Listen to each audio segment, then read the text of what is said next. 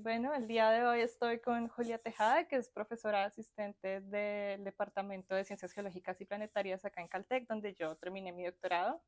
Qué bueno que nos acompañes hoy, Julia. Cuéntanos un poco de tu trayectoria personal. ¿Cómo fue tu carrera científica? ¿Cómo llegaste hasta acá? Mi recorrido puede ser que sea un poco distinto que el de colegas míos aquí. Yo cuando estaba en el colegio tuve múltiples intereses, o sea, me gustaba mucho la matemática, me gustaban mucho las ciencias naturales, pero me gustaba mucho la literatura, por ejemplo. Mm, Y mi mamá es médico, mi mamá siempre soñó con que yo fuera doctora, como muchas, muchas madres en claro. Latinoamérica. Y yo por darle el gusto a mi mamá, postulé a la carrera de medicina en Perú. Yo soy de Perú, de Lima.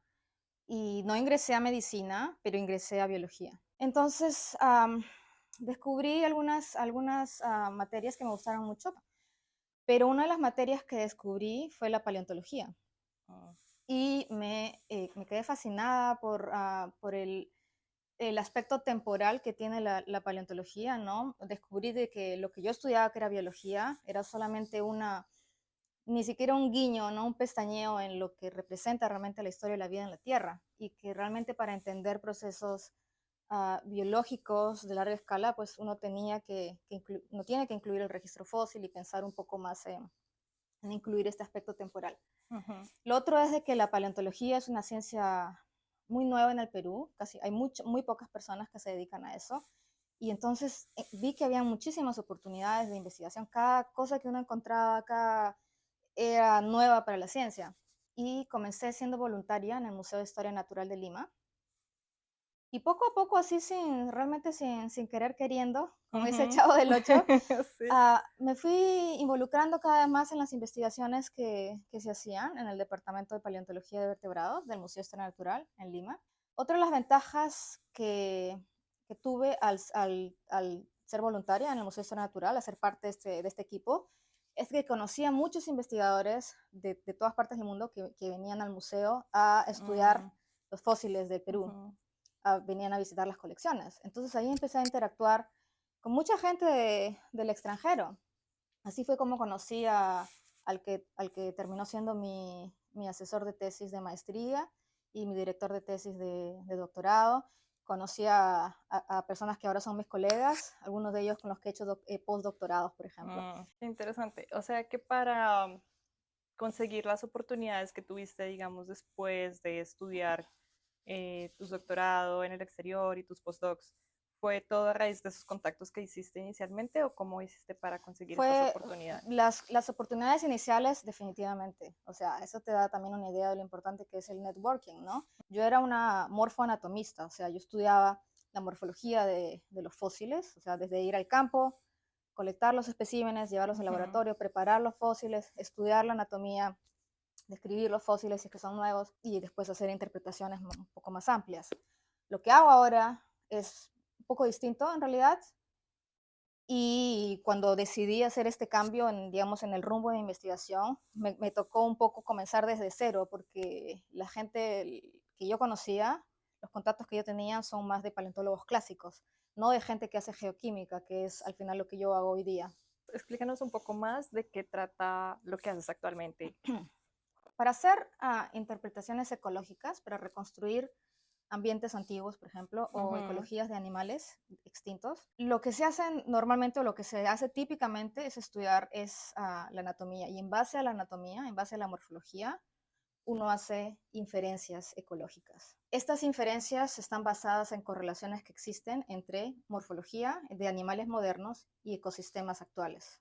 ujú. Esta técnica, esta metodología tiene sus limitaciones porque lo que vemos hoy día no es todo lo que existió en el pasado, o es solamente Claro. una parte de la versatilidad de repente Ujú. y diferentes tipos de combinaciones entre anatomía y ecosistemas que pudieron haber existido en el pasado. Entonces tiene sus limitaciones. Y descubrí esta técnica es una técnica que usa los isótopos estables para hacer inferencias ecológicas. La ventaja de este método es de que permite acceder a datos directos Ujú. para hacer las inferencias ecológicas.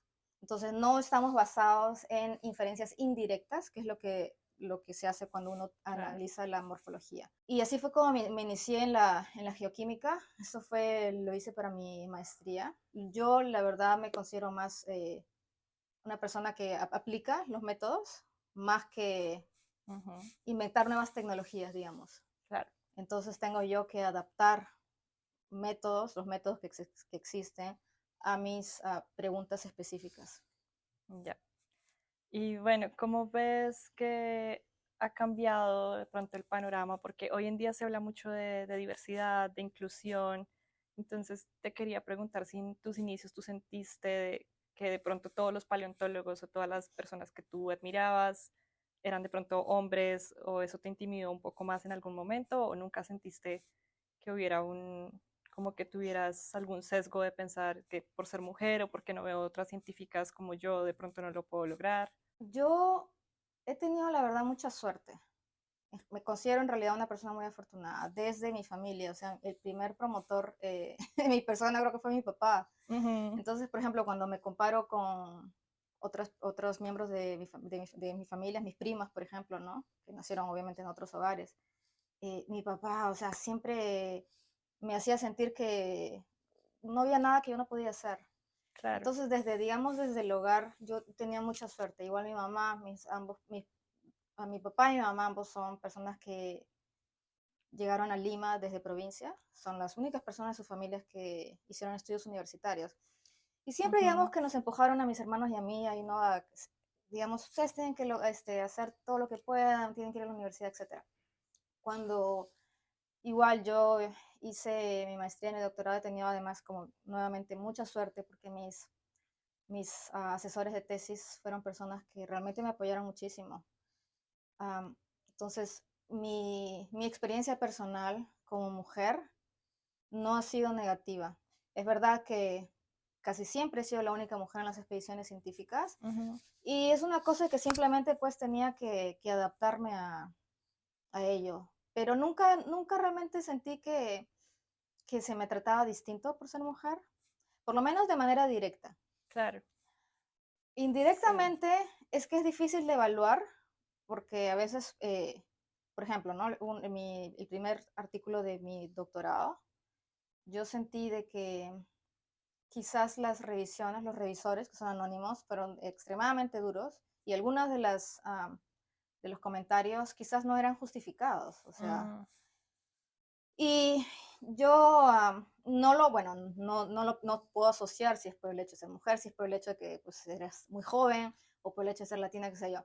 Entonces, la única manera en la que yo pienso hasta ahora de que es de enfrentar eso es tratar de hacer lo mejor posible y tratar de enviarle el artículo a las personas más difíciles que yo pueda imaginar mm, sí, sí, sí. para obtener los comentarios más duros y para que cuando llegue el momento de que mi artículo sea revisado, tener todas las herramientas para saber cómo responder, o sea, tratar de hacer el trabajo científico lo más invulnerable posible, Claro, como que digamos. hable por sí solo, que de Sí, tal y manera que tratar no de, puedan usar eso en porque contra de tuya. repente, exacto, porque de repente es sí, por el hecho de que estoy diciendo algo de repente que sé que no le va a gustar a la comunidad científica porque es nuevo y porque va a haber cierta resistencia y va a haber de repente más resistencia, sí, por el hecho de que soy mujer, de repente por el hecho de que soy latina, por el hecho de que soy joven.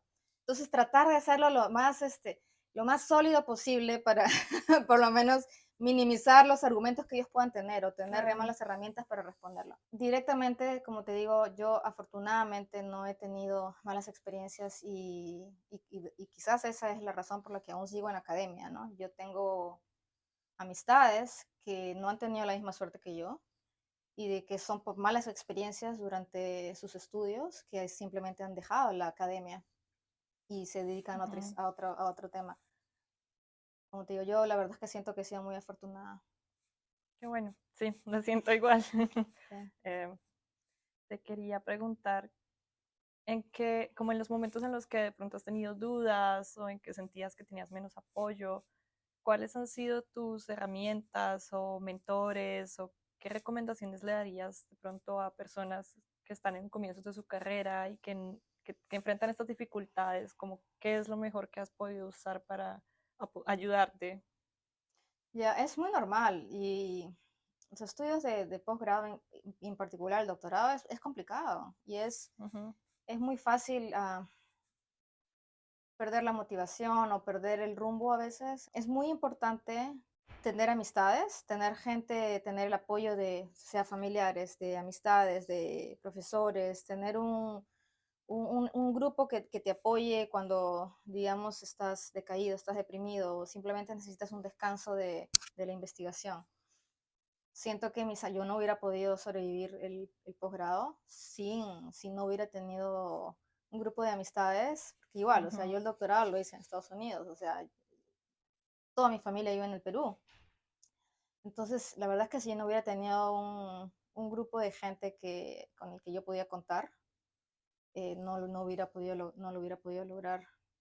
Y es importante, creo yo, darse cuenta de la importancia de descansar y de divertirse Ujú, y de que no todo obviamente es muy importante trabajar duro. La verdad es que para tener éxito en el sentido de por lo menos tener más chances de optar, digamos, con posiciones de trabajo, etcétera, que al final resulta de una productividad científica, etcétera. O sea, uno tiene que trabajar muy duro, pero en realidad si uno no se toma el tiempo de descansar y de divertirse y de liberar la mente, yo lo veo muy difícil, la verdad. O sea, sí, sí, sí, estoy de acuerdo contigo. Como tener un balance, ¿no? sí, Entre distintos exacto. aspectos y no solo pensar en la carrera. Sí. Y digamos, cuando estabas haciendo todas estas consideraciones, ¿pensaste en volver a Perú o qué pesó, como qué consideraste en esta decisión de quedarte de pronto en Estados Unidos versus volver a Perú o en algún otro país? Ujú. Sí, yo hice mis estudios en Estados Unidos, la maestría y el doctorado, Ujú, y después hice dos postdoctorados cortos. Estuve un año y medio en Francia y un año en Inglaterra. Y cuando decidí postular a posiciones permanentes, tenía mucha flexibilidad geográfica ujú, en un inicio, pero después me di cuenta de que era importante para mí estar cerca de mi familia, por lo menos estar en un sitio en el que pudiera tener acceso relativamente fácil a mi sí, familia y que mis padres también o mis familiares pudieran visitarme. Mi trabajo de campo también es el Perú, entonces también no es conveniente, no era conveniente tampoco, digamos, expandir mis horizontes geográficos mucho, ¿no? Y sí, obviamente si hubieran las oportunidades, sí me hubiera gustado quizás ir al Perú. El tipo de investigación que hago, para el tipo de investigación que hago es muy complicado ujú, y además tuve esta oportunidad increíble que es la que tengo ahora, que es de ser profesora aquí en Caltech, que es una universidad muy prestigiosa. Estoy a un vuelo de distancia nada más de Perú. Y también pienso que quizás estando aquí, en esta posición, quizás puedo contribuir no solamente a gente de mi país, sino a gente de Latinoamérica, por ejemplo, ujú. de repente más de lo que podría estando en Latinoamérica, ¿no? Porque Claro, puedo sí, ser sí, sí. un recurso para estudiantes latinos, también trabajadores talentosos que quieran hacer sus estudios aquí en Estados Unidos, ¿no? Y estando aquí en Caltech, sé que de pronto, pues puede ser muy pronto porque no llevas todavía un año, ¿cierto? Ujú, Entonces todavía no tienes estudiantes o no te has enfrentado como a retos que pueden ujú, surgir más adelante, pero ujú. ¿has sentido como alguna presión por, digamos, por el prestigio de la universidad o también porque a veces es algo que yo experimenté en el doctorado, como que yo sentía soy la única estudiante latina y entonces tengo que dejar en alto el nombre o la gente va a tener una impresión sobre lo que significa ser alguien Mm. que viene de mi país o de las instituciones donde yo estudié porque no conocen a ninguna otra persona que viene de ese país.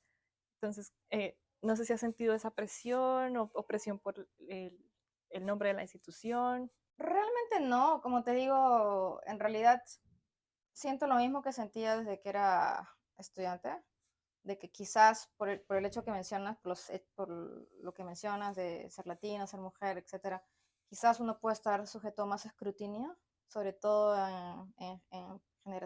por generaciones más antiguas. Entonces la única manera de combatir eso es tratando de ser lo mejor que uno pueda y tratando de lo que uno produzca sea excelente. Es la única manera de que la gente no pueda decir que yo estoy acá únicamente porque, digamos, porque querían diversificar la institución, Ujú, digamos, sí. y que realmente estoy acá por mérito propio. La única manera de, digamos, de demostrar eso es produciendo y produciendo trabajos de excelencia. Y entre las distintas opciones que tenías de laborales, ir a la industria o quedarte en la academia, ¿cómo que pesó más para ti? ¿Fue la pasión que tenías por tu área de investigación o también te gusta enseñar o como que, qué distintas consideraciones crees que sería importante tener decidiendo estos caminos? Bueno, a mí siempre me interesó la investigación. La verdad es que eso fue siempre lo que quise hacer. Siempre me interesó la investigación. Ujú. Pero es verdad que en un momento, porque yo terminé el doctorado durante la pandemia y estuve en Francia, estaba sola, fue un momento difícil, entonces me tuve que preguntar, bueno, tengo que también pensar en un plan B, porque tengo Claro. muchos conocidos, tengo muchos amigos que son muy talentosos y que realmente tienen muchos problemas consiguiendo posiciones estables. Entonces Ujú. no es realmente un resultado de su calidad científica, sino es factores aleatorios que se combinan para que algunas personas tengan la oportunidad en el momento preciso, digamos. Claro. Mi investigación es en la Amazonía Mm. y es un ecosistema que a mí me encanta, me siento muy en casa. Y me dije, bueno, me voy entonces, si es que no consigo nada, me voy a vivir en la Amazonía por un año o Ujú. dos con mis ahorros y decidir qué cosa hacer. Cuando uno hace un doctorado, creo que hay muchas opciones que a veces cuando uno está en la academia no ni siquiera las toma en cuenta, ¿no? Pero Sí. hay muchas opciones más allá únicamente de la investigación. Sí, que también es como una concepción que uno tiene a veces, ¿no? Como muy rígida de que si tomo este camino va a ser muy difícil luego que me vuelvan a aceptar en esta otra comunidad, pero a lo Ujú, mejor no es tan sesgado, como que no es tan blanco y ujú. negro, ¿no? Sí, no es blanco y negro, pero sí es verdad que uno tiende a pensar en blanco y negro cuando uno está en la academia. Sí, es cierto. Y es el propósito de estos videos, mostrar como las distintas opciones Ujú. que existen. Y cada uno tiene un camino distinto, Bueno, realmente. Julia, ¿tienes otros consejos, algún consejo final para estudiantes que estén empezando de pronto en su licenciatura o que estén como decidiendo si la academia o la ciencia es lo que les gusta o cosas que hubieras hecho diferentes, como algún consejo? Hacer muchas preguntas, contactar a gente de repente con Mm. distintas historias, contactar y preguntarle a mucha gente cuál es su experiencia, ¿no? Porque a veces uno tiende a generalizar basado en la experiencia de la gente que está cerca a uno, ¿no? Por ejemplo, creo que es muy positivo simplemente preguntar y contactar a cuantas personas uno pueda para tener una idea mucho más amplia de realmente cómo funciona la academia, cómo es la vida en el ámbito científico. Y ser atrevido también, mandar correos, no tener vergüenza, creo que eso es importante. Y atreverse, Ujú. a veces hay oportunidades, por ejemplo, que están abiertas únicamente para gente de doctorado, pero a veces uno tiene la pasión o considera, realmente esa es una oportunidad única y yo creo que soy preciso, esa oportunidad es precisa para mí. Lo único que me impide postular es atrévanse. Lo peor que puede pasar es que le digan a uno no, pero quién Ujú. sabe, de repente hay algo dentro del perfil del candidato que es único y que la gente que evalúa estas aplicaciones realmente considera como muy valioso, ¿no? Claro. Entonces, hay que atreverse. Te agradezco muchísimo, Julia, No, por gracias haber a estado ti. con Mucho nosotros. gusto.